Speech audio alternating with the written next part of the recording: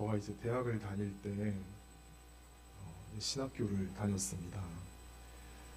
1학년을 끝나고 이제 2학년 1학기를 다니까 이제 본격적으로 교회사를, 교회 역사를 이제 듣게 되었습니다. 근데 너무 재미가 없었어요. 제가 중고등학교 다닐 때 국사 세계사는 어쩌다 한 번 96점 맞고 6년 동안 한 번도 100점을 놓쳐본 적이 거의 없었거든요. 역사 과목을. 제가 좀 단순해가지고 단순함을 까먹은 그랬습니다. 근데 교회사라 그래가지고 교회 역사를 배우는 줄 알고 되게 기대를 하면서 들었는데 이건 무슨 교회 역사를 배우는 게 아니라 그 역사 자체를 배우는 게 아니라 그 역사 속에 일어났던 이단 사상들, 이제 교리의 역사 이렇게 배우는 거예요. 그래서 제가 생각했던 그게 아닌 거예요. 그래서 재미없다 그래서 약간 흥미를 좀 잃어버렸던 적이 있는데 그렇다고 수업을 아예 놓지는 않았습니다. 근데 그 중에서 제일 좀 힘들었던 게 좀 이해가 안 되는 게 뭐였냐면은 나중에 이제 사실 대학생 때는 개론을 배우지 꼼꼼하게 들어가진 않거든요. 근데 이제 대학원에 들어가서 조금 이제 이해가 지금도 잘 이해가 되지는 않아요. 그냥 무조건 외웠을 뿐입니다. 어려웠던 게 어떠한 이론이었어요. 어떤 교리였어요. 뭔지 아십니까? 교회에서 목회자들이 제일 말하기 꺼려하는, 이거는 그냥 그렇게 아시면 됩니다 하고 그냥 넘어가는 바로 삼위일체. 그게 사실은 잘 이해가 되지 않았어요. 양태론, 양성론, 이렇게 본체니 위격이니 그런 처음 듣는 말들 써가면서 교수님들도 최선을 다해서 가르쳐 주셨는데 이제 배우는 제가 이제 머리가 깡통이어가지고 그 이해를 잘 못했던 것 같아요. 그래서 지금도 생각하면은 교회사 시간에 좀 어려움을 겪었던, 나중에 이제 중세 교회사 들어가고 근대, 현대, 한국 교회사 때는 그때부터는 굉장히 재미있게 들었습니다. 제가 기대했던 역사 이야기들이 나오더라고요. 그런데 초대 교회사는 조금 힘들었어요. 그래서 학점도 그렇게 좀 좋지는 않았습니다. 그래서 제가 이 얘기를 왜 하냐면 오늘 우리가 읽은 앞부분에 잠깐 보면은요, 11절에 보면은요, 우리가 오늘 11절을 중심으로 말씀을 살펴볼 건데 11절의 끄트머리에 보면은 그들을 보전하사 우리와 같이 그들도 하나 되게 하옵소서. 제가 이 본문을 딱 맞닥뜨리는 순간 어떤 생각이 들었는지 아십니까? 올 것이 왔다. 나 이거 학교 다닐 때 공부 열심히 안 했는데 이 생각이 들어가지고 이번 주에 되게 많이 좀 찾아봤어요. 덕분에 조금 이제 옛날에 보던 책들 뒤져가면서 공부를 좀 했습니다. 다 이야기해드릴 수는 없고, 우리가 믿는 하나님에 대한 그 이야기들, 신학이라는 것은 이제 그 헬라어로 말하면은 테오라는 말은 신, 그리고 로지스라는 말은 말하다, 연구하다, 공부하다 그런 뜻입니다. 신학이라는 것은 하나님에 대해서 말하다. 이 말이라는 것은 우리의 지식과 우리의 의지와 우리의 또 믿음을 함께 어우러서 하나님 앞에 고백하는 겁니다. 즉 하나님을 향한 신앙 고백 그 자체가 신학입니다. 대단한 것 같고 어려운 것 같지만 별거 없어요. 딱 단순하게 얘기하면은 하나님을 향해 우리의 믿음을 고백하는 겁니다. 그게 신학이에요. 근데 우리가 고백을 하려면 어떻게 해야 됩니까? 알아야 돼요. 그분이 어떤 분인지, 또 내가 누군지, 그분과 나와의 관계가 무엇인지, 그분은 언제부터 계셨고 무엇을 좋아하시고 어떻게 존재하고 계시는지, 그걸 알아야지 우리가 하나님을 제대로 고백할 수가 있습니다.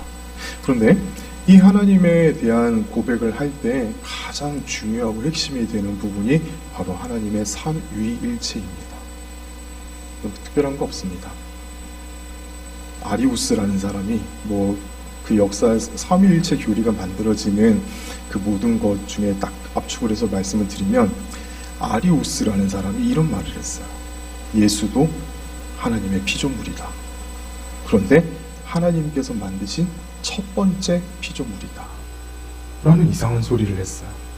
그래서 급히 교회가 모여서 회의를 하고 예수님에 대한 고백을 확정을 짓기 시작했습니다. 이게 니케아 공의회, 서기 325년에. 그래서 니케아 신경이라는 것이 거기서 만들어졌습니다.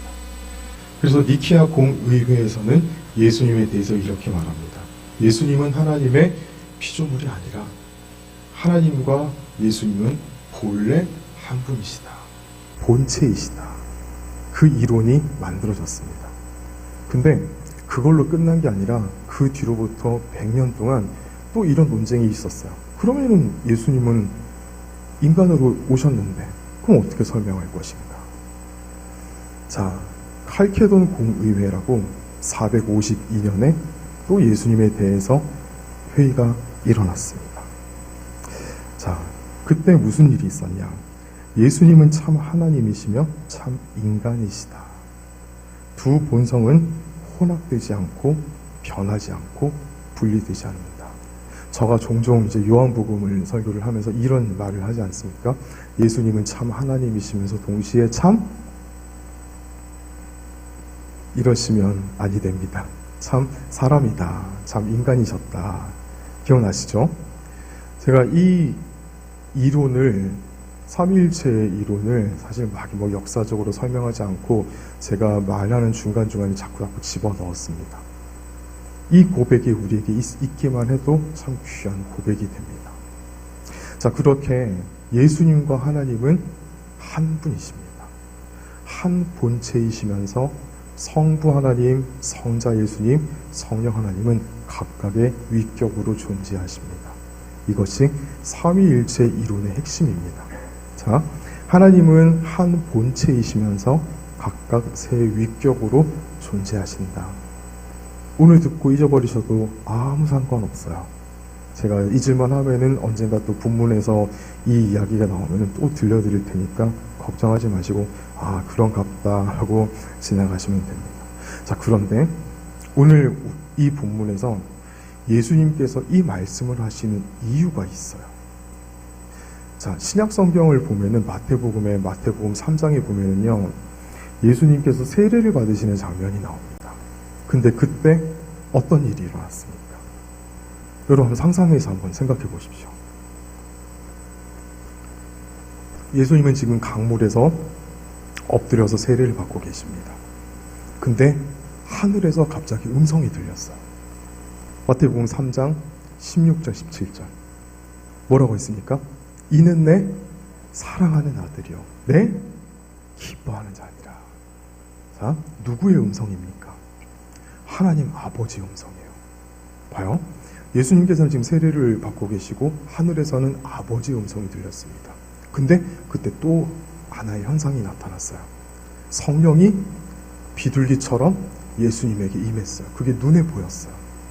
자, 지금 이 예수님께서 세례를 받는 순간 하나님 일하시고 성령님 일하시고 예수님도 거기에서 세례를 받고 계셨습니다. 예수님께서 성육신하셔서 인간의 몸을 입으시고 하나님께서 친히 이 땅에 오셔서 세례를 받으시고 겸손한 모습으로 예수님께서 낮아지셔서 하나님과 다시 한번 믿음으로 연합이 되었다는 것을 우리에게 재확인시켜 주시는 너무너무 귀한 순간입니다.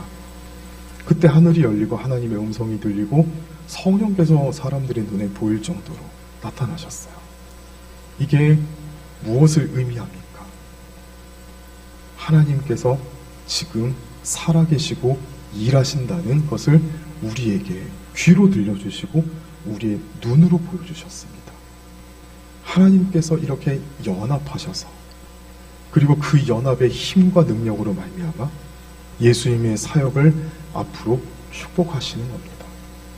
그런데 이 세 분은 어떠한 것으로 하나가 되어 있냐면은 사랑이에요. 사랑의 힘으로 이 세 분은 연합하고 계십니다.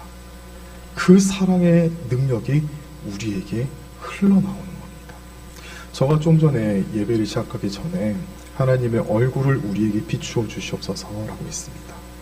하나님의 얼굴을 우리에게 보여주세요라고 하지 않고 얼굴의 빛을 우리에게 보여달라고 했습니다. 이게 굉장히 좀 의미가 있는 말입니다. 우리가 하나님의 얼굴을 볼 수는 없습니다. 모세에게도 하나님께서 그러지 않으셨잖아요. 모세가 누구였습니까? 하나님께서 그를 친구처럼 정말 인류 역사상 하나님과 그렇게 많은 시간을 진짜 하나님의 음성을 들었잖아요. 그런 사람이 어디 있겠습니까? 그런 모세에게도 하나님께서는 그의 얼굴을 보여주지 않으시고 어떻게 하셨습니까?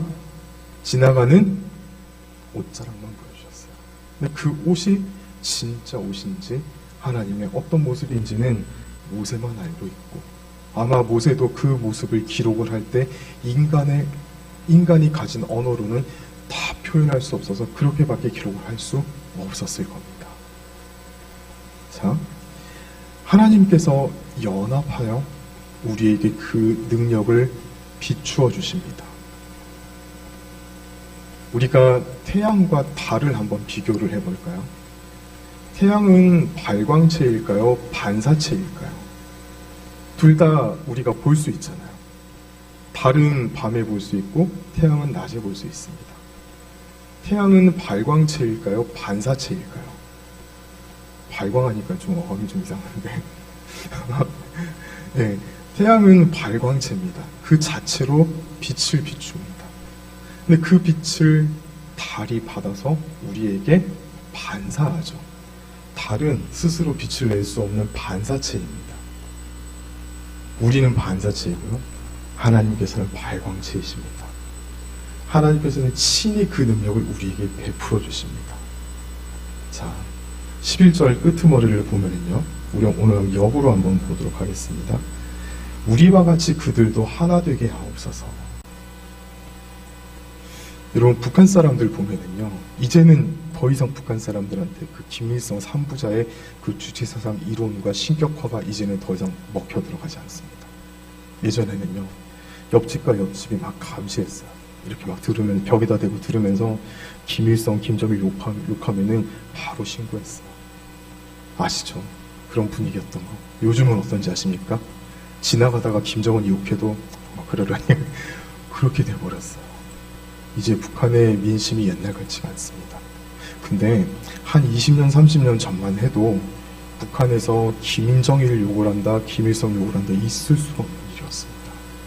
아니, 우리 제가 설교단이라 그 사람들의 이름을 높여 얘기하진 않겠습니다. 큰일 났어요. 근데 왜 그런지 아십니까? 세뇌를 당했기 때문이에요. 북한에 가면은 그렇대요. 그 평양에 가면은 빌딩과 빌딩 그 사이에 어떤 제품을 선전하거나 회사를 광고하는 광고 문구는 단 하나도 없어요. 1초가 되기도 전에 그 건물 옥상과 벽면에 눈을 옮기면은 김정은 찬양하고 주체사상 찬양하고 김정일 장군 만세 이런 식으로 다른 생각할 틈을 안 주는 거예요. 어렸을 때부터 그것만 듣고 자라면 어떻게 됩니까? 그게 진짜인 줄 알아요. 거기에 완전히 젖어들어 버려요.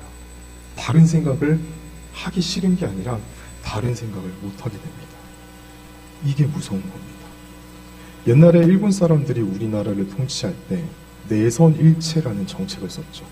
내자는 일본을 말하는 거고, 선, 조선을 말하는 겁니다. 일체, 일본과 조선은 하나다. 우리 민족의 생각과 의식과 어를 완전히 거기다 종속시키려고 했어요. 그래서 학교에서 한국말로 교육 안 했습니다. 일본 사람들이, 학교 선생들이 칼을 차고 그렇게 수업을 했어요. 지금은 그렇지 않지만 저가 학교 다닐 때만 해도 선생님한테 많이 맞았어요. 숙제 안 한다고 맞고, 떠든다고 맞고, 선생님 기분 나쁘다고 단체기하고 우리 야구공을 받아 때리고. 애들 때리는 나라는요, 일본하고 우리나라밖에 없어요. 미국이나 특히 독일은 어떤지 아십니까? 애들이 아무리 뭐라 그래도 그냥 불러서 훈계하지 절대로 야단치지 않아요. 억압하지 않아요. 근데 일본과 우리나라는 그렇습니다. 우리나라에 일본은 교육에 잔재가 남아있기 때문에 우리가 어렸을 적에, 여러분들께서도 선생님들 많이 맞으셨잖아요. 아닌 척하고 계시지만은 진짜 많이 맞았습니다. 그게 일본 사람들에게 잔재가 남아있기 때문이에요. 그 뿌리가 어디 있는지 아십니까? 내선일체. 폭력을 써서라도, 공포를 사용해서 우리 민족의 정신을 누르는 겁니다. 왜 평양신학교가 문을 닫았고 선교사님들에 의해서 세워졌던 학교들이 다 문을 닫고 선교사들이 쫓겨났습니까? 그 당시에 선교사들이 우리 학생들에게 민족의 어를 고취시키기 때문에요. 독립운동해야 된다. 일본이 지금 너희를 잡아먹으려고 한다. 자꾸 세계를 보는 눈을 열어주니까 일본 사람들이 선교사를 다 내쫓아버리고 그 당시 기독교 학교도 문을 다 닫아버린 거잖아요.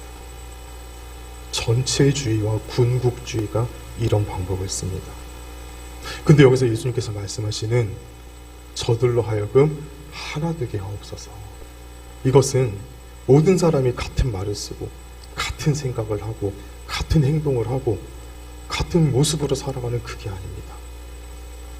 제자들 중에는 많은 그룹이 있었어요. 베드로와 요한은 뭐 하는 사람이었습니까?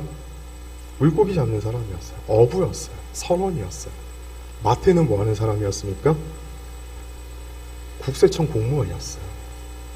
세리라는 말은 약간 직업을 비하하는 표현이 있으니까 우리가 굳이 그럴 필요는 없습니다.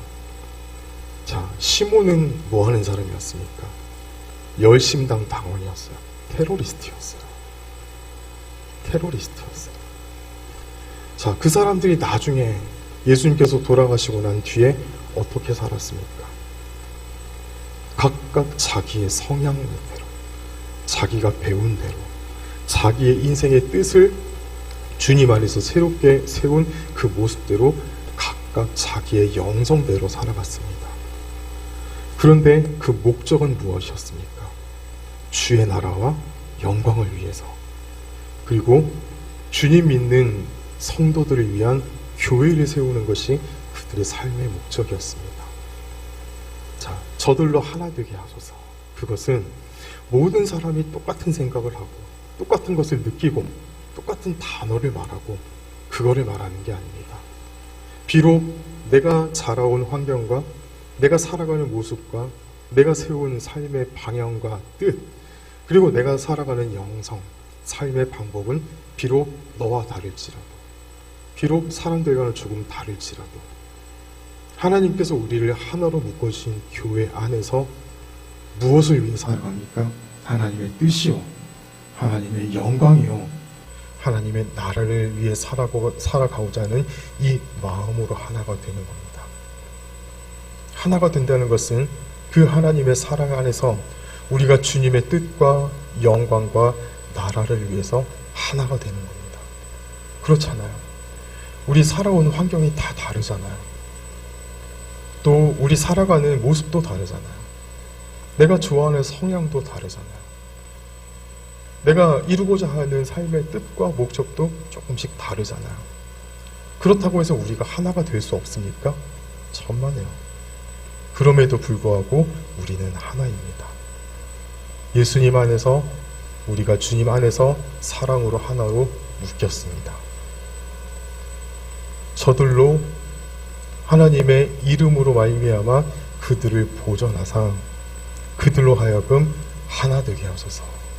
이 말은 무슨 뜻입니까? 예수님께서 마태복음 6장에 보면은 제자들에게 뭘 가르쳐 주셨습니까? 기도하는 걸 가르쳐 주셨어요. 기도하는 내용을 가르쳐 주셨어요. 하늘에 계신 우리 아버지, 이름이 거룩히 여김을 받으시고, 이거는 우리가 예배를 마칠 때 쓰는 주문과도 같은 게 아니에요. 진짜 예수님께서 우리에게 가르쳐 주신 기도의 모범이에요. 거기다가 살을 붙이고 거기다가 또 색깔을 입히고 나만의 기도문을 또 만들 수가 있는 거예요. 근데 그 주기도문을 우리가 딱 세 글자로 요약하면 뭡니까? 하나님의 뜻, 영광, 나라, 그걸 위해서 기도하라는 겁니다. 그렇게 기도하라고 주님께서 우리에게 가르쳐 주신 거예요. 기도하라고 가르쳐 주신 것은 그렇게 살라고 가르쳐 주신 겁니다. 우리가 그렇게 살아가야 되는 사람인 줄 믿습니다. 우리가 개인적으로도 그렇게 살아갈 수 있습니다만, 그런데 우리는 공동체를 이루어 주님 안에서 서로 하나 되어 그렇게 하나님의 뜻을 이루어 가게끔 예수님의 부르심을 받았습니다. 예수님께서 지금 하나님께 기도하고 계시는 거잖아요. 근데 그거를 말을 쉽게 풀어보면은 우리가 그렇게 되라는 겁니다.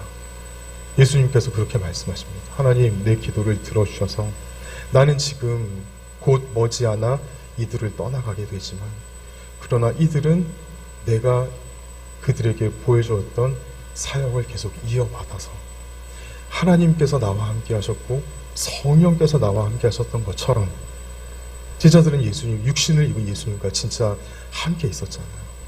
근데 제자들이 보지 못한 게 있었어요. 예수님과 함께 하시는 하나님 아버지, 예수님과 함께하는 성령 하나님. 주님 나에게 항상 함께 계셨던 것처럼 이제는 그들과 항상 함께 하소서. 그래서 그들을 지켜주시고 보존하여서 내가 하려고 했던 것들, 그 제자들을 통해서 계속해서 이어갈 수 있도록 주여 그들을 하나로 묶어주시고 지켜주시고 보존하여 주시옵소서. 그렇게 기도하시는 겁니다. 자, 우리가 이 예수님의 말씀 가운데서 무엇을 얻을 수가 있겠습니까? 우리가 왜 살아가느냐? 우리의 진짜 인생의 목적은 어디에 있는가? 내가 진짜 뭘 위해서 살아가야 되는가? 그거를 우리가 항상 우리 인생의 나침판, 우리 인생의 좌표를 항상 새롭게 설정을 해야 됩니다. 내가 무엇을 먹을 때에도, 내가 무슨 말을 할 때에도, 내가 무엇을 입을 때에도 오늘 내 스케줄을 어떻게 잡을까? 그걸 할 때에도 과연 이게 하나님께서 기뻐하시는 것인가? 하나님께 영광이 될 것인가? 그거를 고민해야 됩니다. 저는 월요일이 쉬는 날이잖아요. 제가 월요일 날 아침부터 저녁까지 마음 먹고 싸돌아다니려면 얼마든지 싸돌아다닐 수가 있고 맛있는 거 사 먹으러 막 다니고 얼마든지 그럴 수 있어요. 근데 월요일 아침에 항상 제가 고민하는 게 있어요. 제가 오늘 어디를 가고 싶어요. 주로 이제 저는 어머니하고 시간을 보내니까 이제 어머니를 모시고 어디를 갈까. 엄마가 이번 주에 집에 혼자 있으니까 좀 심심한데 어디를 모시고 가볼까. 그게 사실은 월요일은 사실 저를 위해서 시간 쓰는 게 아니라 엄마를 위해서 시간을 쓰거든요. 근데 그럼에도 불구하고 한 번 더 생각하고 하나님께 물어봅니다. 하나님, 오늘 이 식당 가려고 하는데 이거 하나님의 뜻에 합당한 건가요? 너무 무리하는 거 아닌가요? 오늘 어느 카페를 가려고 하는데 카페 가서 앉아서 얘기하는 시간을 하나님께서 기뻐하십니까? 내가 가도 되겠습니까? 오늘 이거 좀 사고 싶은데 그렇게 사도 되겠습니까? 하나님 앞에 물어봐요. 그래서 마음속에 불편한 것이 있으면은 안 합니다. 엄마, 우리 오늘 여기는 좀 가지 말자. 여기만 갔다가 집에 오자. 어머니도 이제 그래 그러자 그냥 그렇게 합니다. 시간 이렇게 쓰는 거예요. 내가 가고 싶다고 해서 다 가는 거 아니에요. 내가 하고 싶다고 해서 다 하는 거 아니에요. 내가 먹고 싶다고 해서 다 먹는 거 아니에요.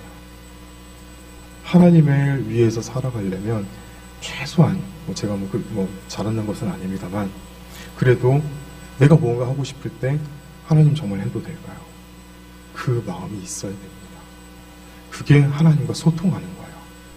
그게 하나님과 하나됨으로 나아가는 첫 번째 단계입니다. 우리 마음속에 이걸 고민해야 된다는 겁니다. 하나님께서 내가 오늘 이거 하려고 하는데, 누구를 만나려고 하는데, 뭘 하려고 하는데 과연 하나님께서 기뻐하시는가? 내가 그러고 났을 때 정말로 내 마음에 평안이 있을까? 그거를 고민하는 겁니다. 하나님 위해서 살아가려면 그 마음의 고민은 최소한으로 있어야 된다는 겁니다. 자, 우리가 하나 되기 위해서, 근데 그 전에 해야 될 게 하나 더 있어요. 그게 뭐냐면 하나님의 이름으로 말미암아 우리가 보전이 되는 겁니다. 근데 12절과 13절에 보면은 보전되지 못한 한 사람이 예수님의 입을 통해서 실제로 등장을 합니다. 그게 누구입니까?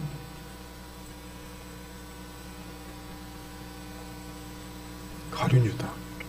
직접적으로 그 이름이 언급이 되지는 않지만 예수님께서 보전하지 못한 게 아니라 예수님께서 보전하지 않은 한 사람이 나옵니다. 은혜의 자리로 다시 들어와야 했으나 그는 그것을 선택하지 않았습니다. 회개할 기회가 있었으나 그는 회개하지 않았습니다. 생각해 봅시다. 많은 사람들이 다 듣는데 조그마한 한 여자아이가 베드로를 향해서 저 사람 예수님 제자 아니야 라고 했을 때 베드로가 어떻게 했습니까? 크게 부르치면서 3번이나 부인했습니다. 아니야, 아니야, 아니라고! 이렇게 3번이나 부인했어요.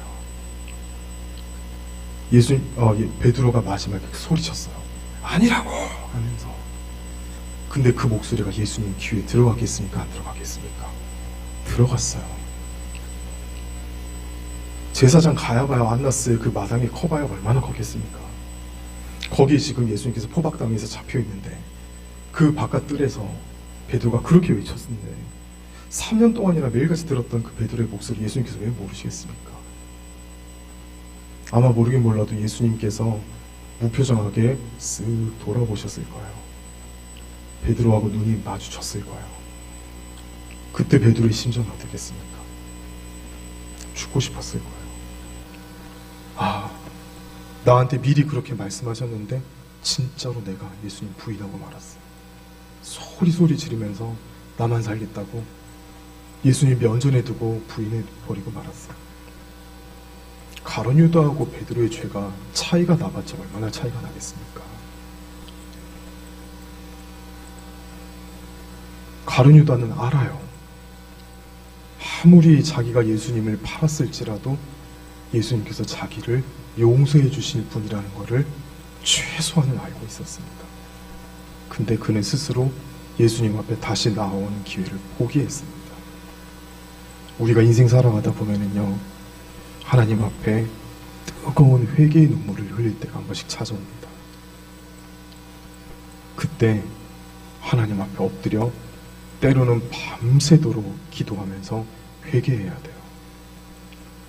저와 우리에게 한번 물어봅시다. 하나님 앞에 회개하지 않을 만큼, 회개 안 해도 될 만큼 나 자신 있습니까? 하나님 앞에 회개 안 해도 될 만큼 나 잘 살아왔습니까? 잘 살고 있습니까? 천국은, 하나님의 나라는 죄가 없는 사람이 가는 곳입니다. 조금이라도 죄가 묻어 있으면 그 나라에 갈 수가 없습니다. 근데 나는 하나님 앞에 회개하며 살고 있습니까?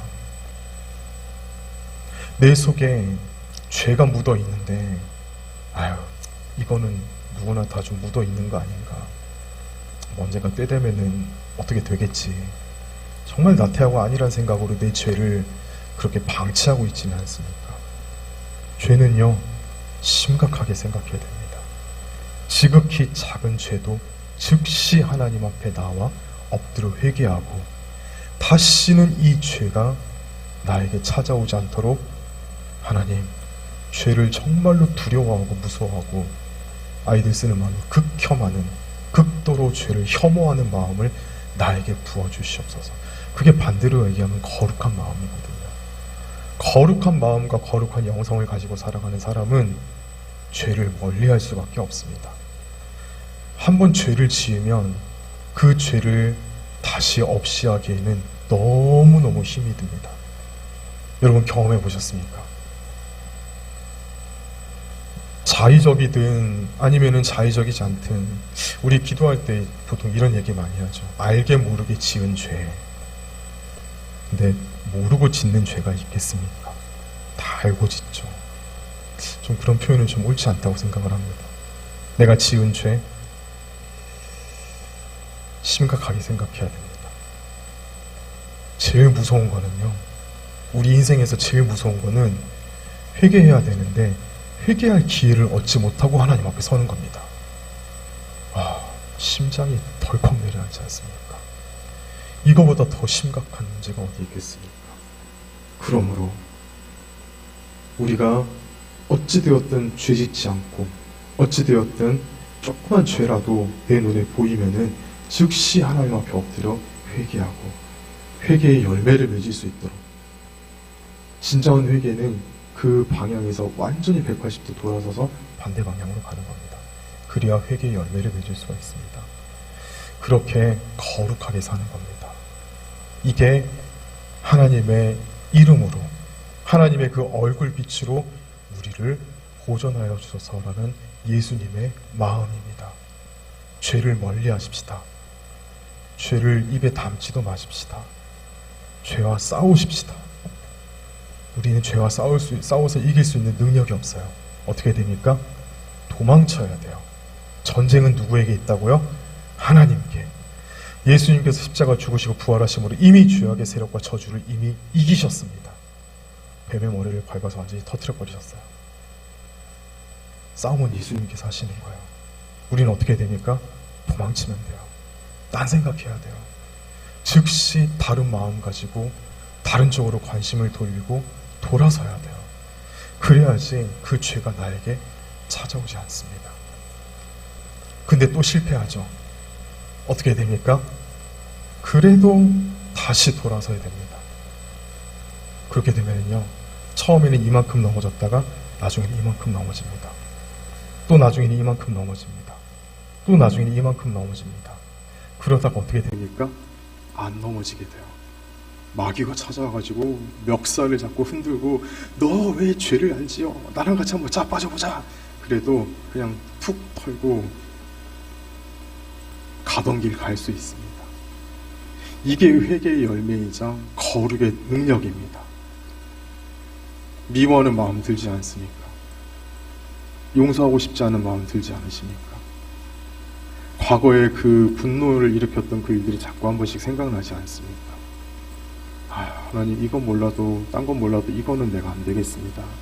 하나님, 이건 좀 비껴가 주세요. 그런 부분은 없습니까? 남겨놓지 마시고. 물론 저도 잘 돼서 그러니까 이 얘기는 절대 아닙니다. 저는 여러분들보다 그런 게 더 많은 사람이에요.